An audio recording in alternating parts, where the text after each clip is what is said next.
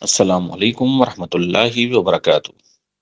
میرا نام ہے سید محسن علی ایڈوکیٹ، جنرل سیکریٹری انجمن دائرۃ الاسلام، محافظ ناموس رسالت صلی اللہ علیہ وآلہ وسلم، ویلفیئر ایسوسی ایشن سندھ رجسٹر۔ تاریخ کے آئینے میں فتنہ مہدویت احمد نگر میں ریاستی اقدام کی ایک مثال ہے۔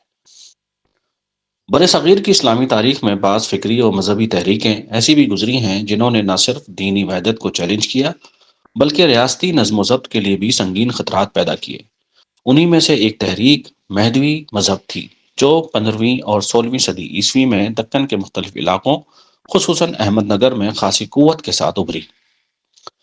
تاریخی روایات کے مطابق برہان نظام شاہ کے عہد میں، خصوصاً اس کے جانشین کے دور میں، مہدوی عقائد کو غیر معمولی فروغ حاصل ہوا اور اس مذہب کے پیروکار سلطنت کے مختلف حصوں میں پھیل گئے۔ مہدوی داعیان نے اپنے بانی سید محمد جون پوری کو مہدی موعود قرار دے کر ایسے عقائد عام کیے جو مسلمہ اسلامی عقائد، اجماع امت اور قائم شدہ مذہبی نظم کے سراسر منافی تھے۔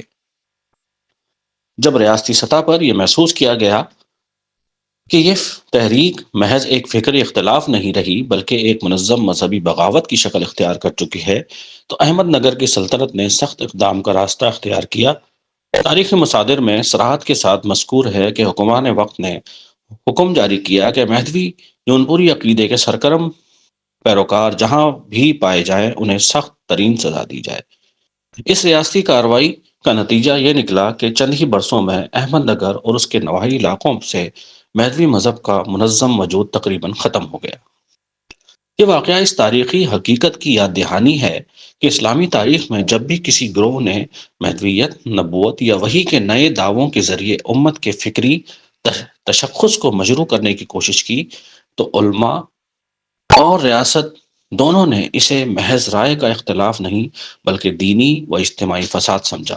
احمد نگر کا یہ باب آج کے دور کے لیے بھی ایک فکری اشارہ رکھتا ہے کہ گمراہ کن عقائد کو صرف نظر انداز کرنے کی بجائے علمی، دینی اور ریاستی سطح پر سنجیدگی سے پرکھا گیا۔